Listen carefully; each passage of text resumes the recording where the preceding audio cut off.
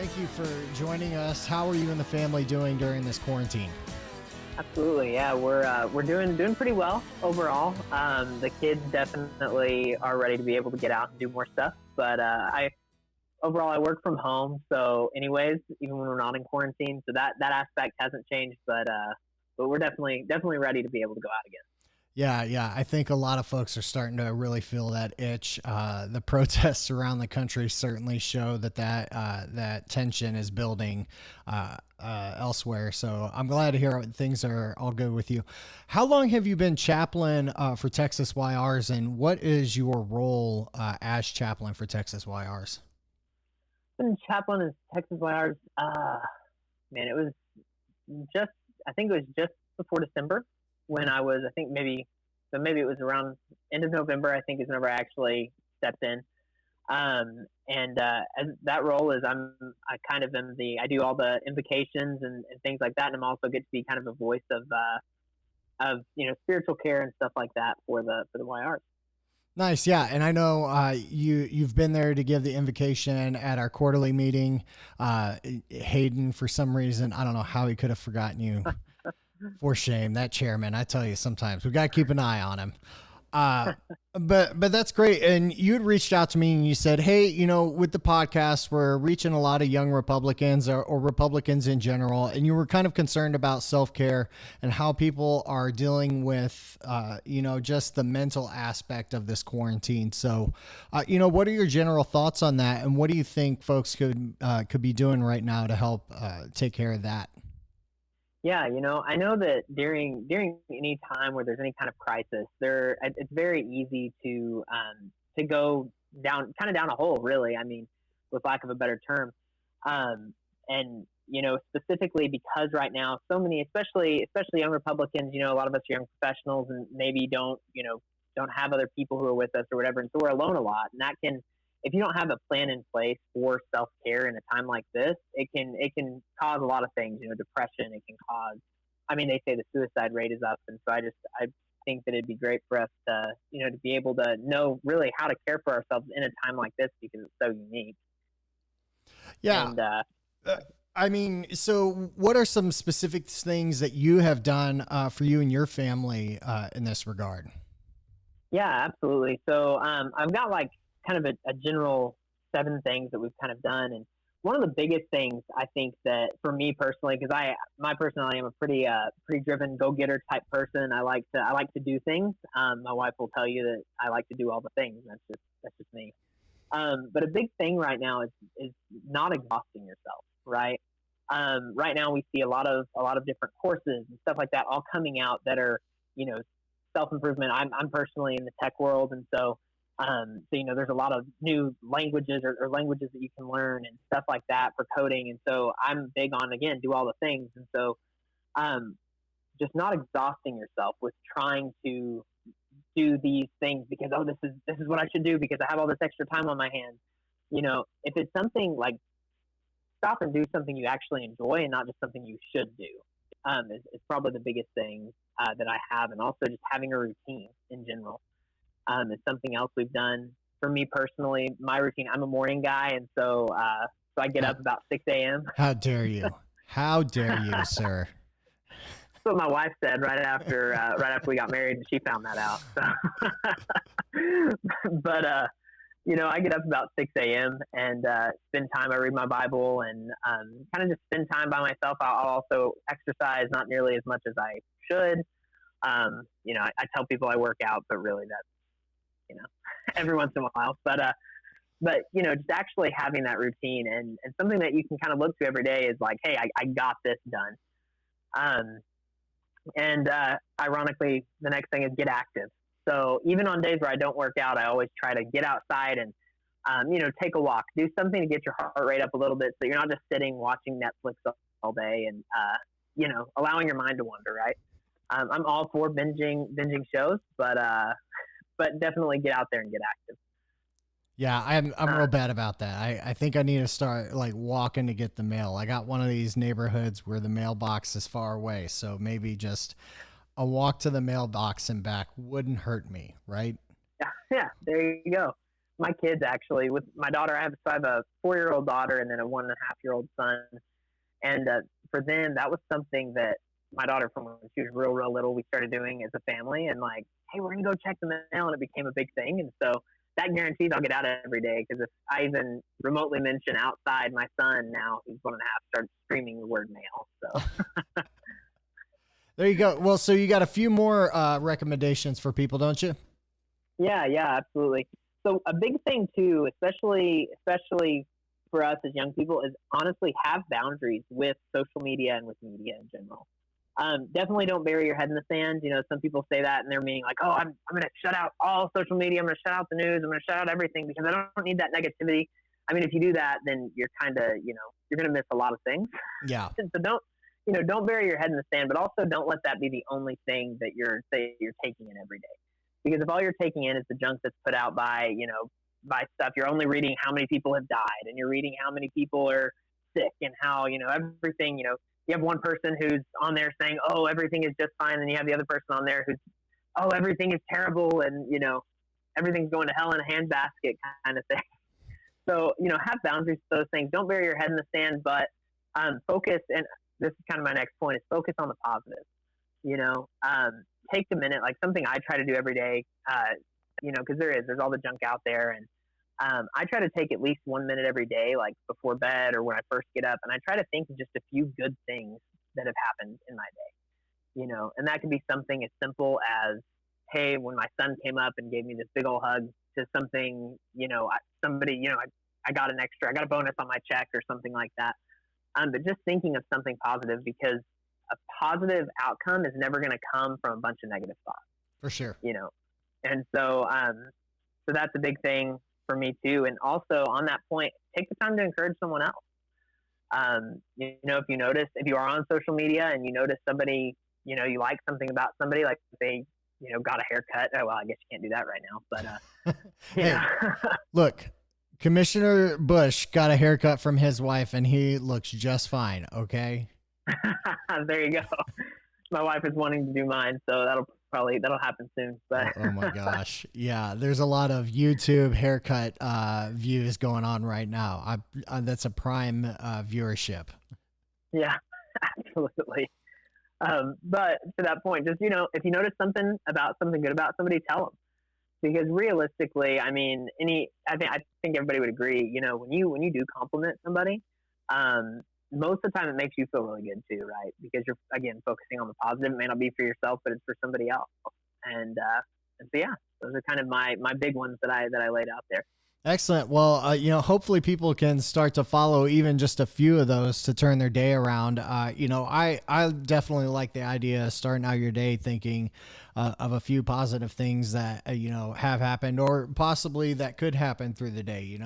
Whether you got goals and stuff that you set for yourself, there's still small goals you can set for yourself personally. Especially on the getting active side of things. I know it's real easy to just sit by the wayside, but I've seen plenty of videos pop up on social media explaining how you can do just simple things at home. So hopefully people are doing that and, not being like me and eating nonstop garbage for weeks on end. So you also, we wanted to do this anyway, so I'm glad we're getting the opportunity to do so now. You actually put out your own book, right?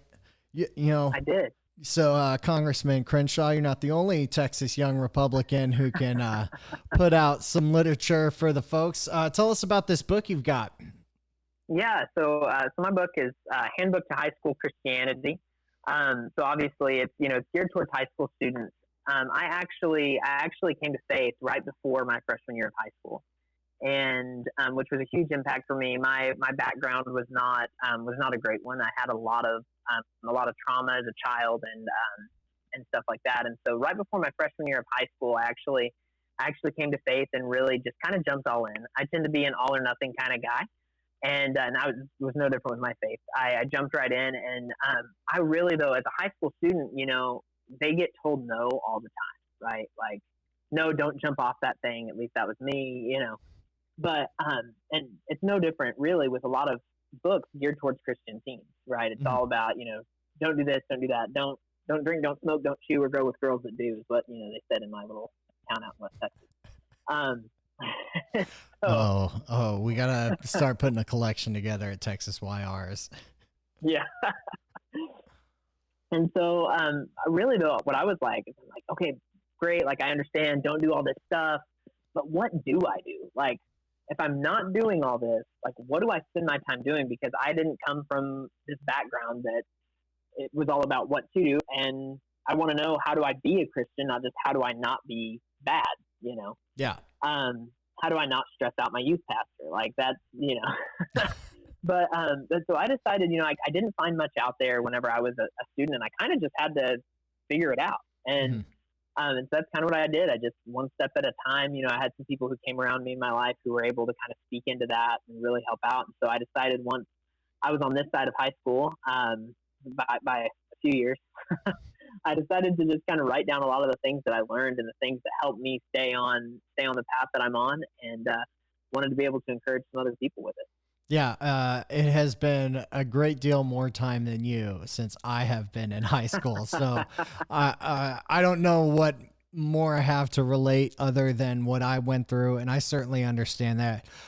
For my own personality, though, I like that you're giving kids action points to take. I'm a big solutions driven person. When someone comes to me with a problem, I want things we can take action on, right? Let's not lament on the negativity. Let's not focus on what went wrong. Let's focus on how we fix it, how we improve it, how we move it forward. So that's a good message. What's it called again? It's called Handbook to High School Christianity. Excellent. And where can people pick that up if they want to learn more about that? Yeah, you can pick it up on Amazon. Also on my website, BrendonWorth.com. And yeah, either place will have it there. Excellent. Well, what do you think? I mean, you're a parent to young kids, obviously. So as you're looking at this from your chaplain perspective, to the other young Republicans out there who are at home with young kids, they're finding out that the rest of the school year is canceled. What are some of the thoughts that you think would help them continue to stay positive through this? And, what's the just general message of encouragement you have for them? Yeah, absolutely. Probably the biggest thing is, don't guilt yourself first off, because you're always the thing is, as a parent, you are always going to have things that you think you could be doing better, things that you're doing wrong. I feel like my wife and I have this conversation with each other almost every night, right? One of us is feeling like, oh, I was a horrible person, I was a horrible parent, when in reality you probably weren't. You probably, there's always things we can be doing better, but don't guilt yourself during this time, and don't, because this is uncharted territory for all of us. This is our uncharted territory. We don't know. I mean, we've never been through this before. Yeah. And so, have a lot of grace with yourself as a parent, because right now, I mean, with the kids, they can also feel, they can feel the stress in the air. They can feel, I mean, the thing is, regardless of if, for us, I mean, like I said, my job, I've been really blessed. We were already remote and everything like that.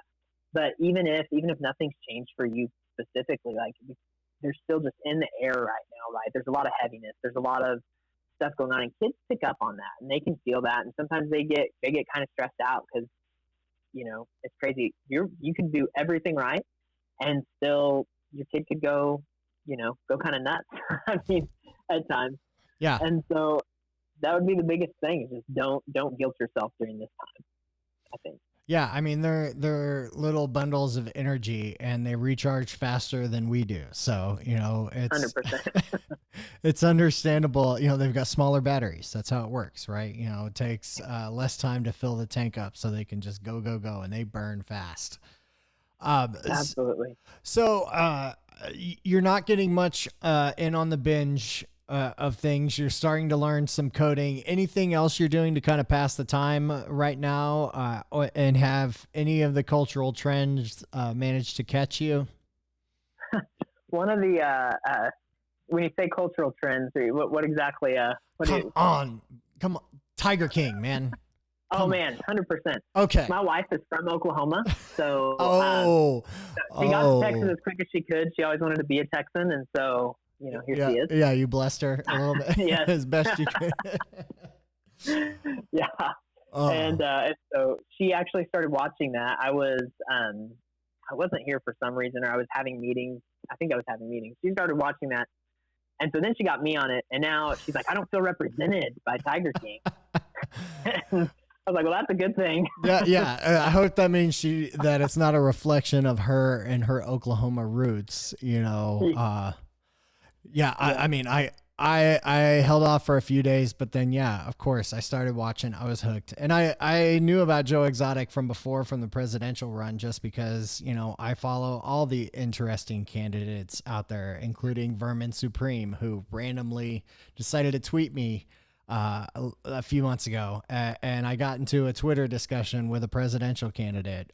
My life is weird right now. I don't understand it. But I guess that's what quarantine life is bringing to us. Just new adventures for everyone all around. TYRF Live is coming up this week. Are you looking forward to any events in particular? Are you going to be taking part in movie night or perhaps trivia night?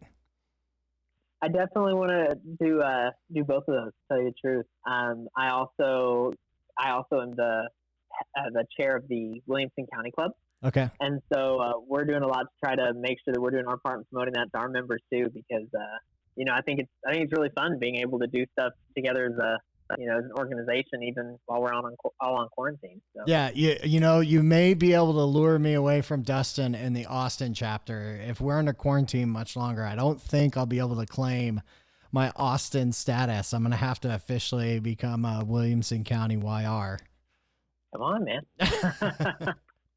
As long as the neighborhood calmed down. Jeez, I heard it's a crazy story today about some guy was building a bomb in his garage. So I thought I moved away from the crazy when I left Austin, and man, small town Texas, they'll remind you every once in a while. Absolutely.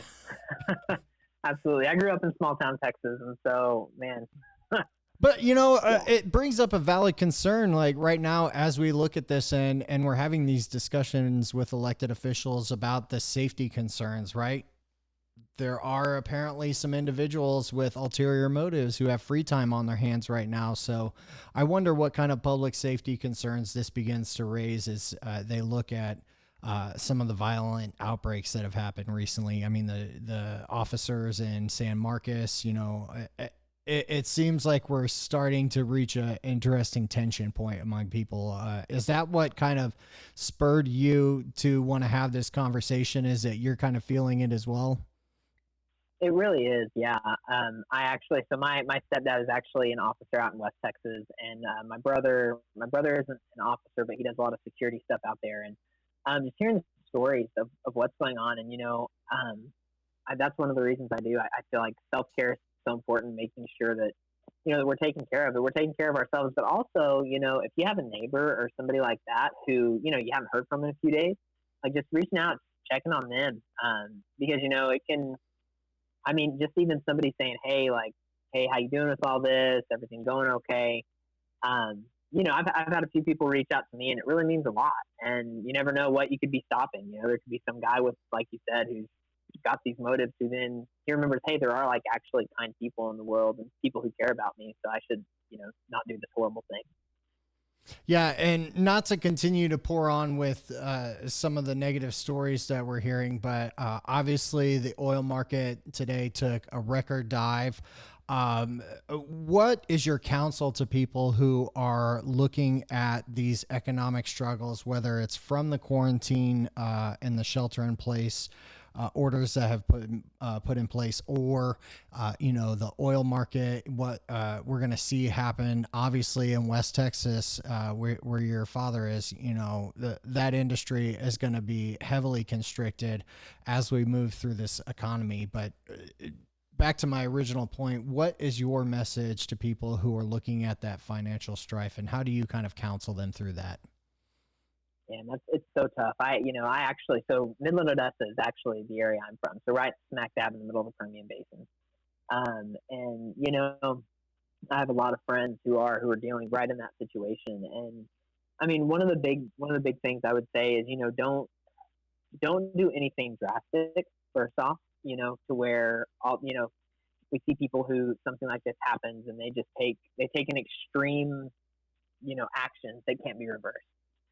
And that's something that, like, this is a problem that we've never seen it go this low before, but this kind of, it may sound funny, but one of kind of my mottos in life is the story isn't over if the story isn't good. And, I'm a firm believer that God is good, and God is gonna, we may be in a rough season right now, but don't let this rough season completely ruin the rest of your life and ruin other seasons that are going to be good and that are going to be, are going to be full of life and full of, good stuff, just because of a temporary season where things may really, really, they really, really suck, I actually went through a season then last year, I guess it was in 2018, where actually I lost my dad and I lost 3 close friends all within a month of my dad passing away. And also at the same time I was between jobs. There was a whole lot of stuff going on, and it was hard. It was very, very hard. And one of the things that I just chose to do is, I leaned into my support system. First off, like, I talked to my wife about it. It took me a while because, I'm a big bootstraps guy. Just pull yourself up, keep moving forward. And so finally, like, it took me coming to the point where I was like, I'm not okay, and just admitting that and talking to her and really reaching out to people. Also spent a lot of time. I spent a lot of time in the Bible, and just, took time to read, took time to make sure I was healing, acknowledge what's going on, acknowledge what you're feeling. Especially, I know at least a lot of guys, and a lot of the guys I grew up with, like, tend to be like, I'm not feeling anything. I'm all that is man. And, Anger is not a feeling. It is not a feeling. It is a tool. Anger is not a feeling. Right. Exactly. Yeah. And if you keep going on like that, you'll hurt yourself. That's all you'll do, and I realized that actually I felt like I kind of came face to face with myself and in that time. And so I came home. I was actually at a church meeting, with some of our leadership team, and nobody even said anything to me about it. Nobody noticed, because again, I'm just like, keep moving forward. And, but I felt like the Holy Spirit just kind of was like, hey, like, you're dealing with this and you need to acknowledge it. And so I came home and I went to my wife and I was like, babe, I'm sorry. Like, I've kind of been a jerk and I haven't acknowledged what's going on. So really that's a big thing. Lean into your support system. Don't make any drastic decisions. Don't make a decision based on something that, in the long scheme of things, is going to be temporary. Don't make a decision based on just this one moment, not thinking about the rest of time. Right. That'd be probably my biggest things. And also, again, focusing on the positive. Take a minute, like, you know what, if you're in the middle of this, if you're in the, I've got a lot of friends who've just lost their jobs, just because of the oil stuff. Yeah. And, take a minute, look in your kids' eyes. Mm-hmm. Like, honestly, take a minute and remember why do you work so hard in the first place? Yeah. Because whenever you keep the first things first and remember why you were doing what you were doing anyways, it's a lot easier to go, okay, instead of, drowning my sorrows or trying to do whatever, like, I can look at my kids and I can go, okay, you're the reason I'm working so hard anyways. So I'm going to take a minute, I'm going to breathe, I'm going to heal, and we're going to figure something out. Yeah. And that's a great message. I know it's something I saw my father exemplify. He lost his job during this whole coronavirus shutdown. And so, he turned it into a positive and said, look, I'm going to finally get to work on some things that I've been putting on the back burner for a long time. So, the other thing is to always remember that there are local organizations that are here to help. We see it through RPT Serves, through what the Texas YRs are doing, individual candidates and campaigns, elected officials. There's tons of resources out there, how you can find out how to get resources locally through food banks, through shelters, churches. All of these groups are still active. I guess as we wrap up here, has it been a little strange for you to have to do church from home, or have you and the family been actually making it into the sanctuary? It has been a little bit strange. Yeah. But it's been kind of fun because really, with risk of sounding cliche, you look in the Bible and the church isn't technically a building. When Jesus talks about the church, he talks about the people. Mm-hmm. And so, you know what, like, God can move and we can come together as a body over technology. I mean, don't get me wrong. Like, I'm a high I on the DISC assessment. Don't know if y'all know what that is, but which means I de-stress by being around people. But so it's been an adjustment. But yeah, I think it's great that we can at least have service virtually. Yeah. If anyone out there's looking for recommendations, Tommy Nelson, Denton Bible Church is my first go-to. First Baptist Temple. I love their live streams from when I used to go to that church, Temple Bible Church as well. You got any suggestions for folks who are looking for a place to start if they're looking for some spiritual guidance at this time? Yeah, absolutely. I'm a part of Bethel Church here in Austin. It's a church plant out of California, but we're all online. You can find it on Facebook. Also, I know one really big church that they actually do services throughout the week on their online thing, not just one day a week, is Life Church out of Oklahoma City. But here in Texas, I know for sure Bethel Austin. Yep. Well, hey, I appreciate you taking the time, and I don't want to eat up too much free parent time while the kids are in bed, and you and your wife can sit there and try and figure out for real what happened with Carol Baskin's husband.